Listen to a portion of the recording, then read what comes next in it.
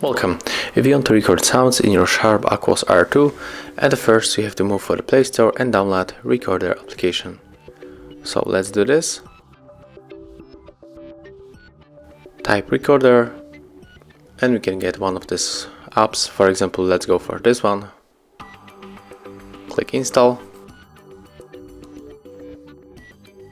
Now we have to be patient and wait a little bit until this game downloads on our smartphone.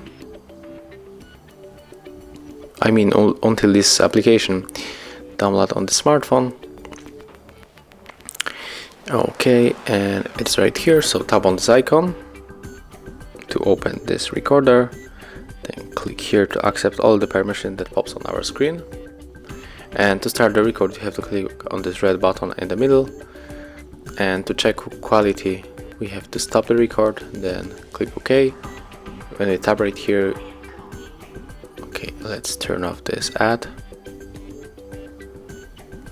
We have to click on this left corner to see all records that we have on the smartphone. Check quality. And as you can see, quality is very good. Thank you guys for watching. Leave thumbs ups, comments and subscribe to our channel. See ya!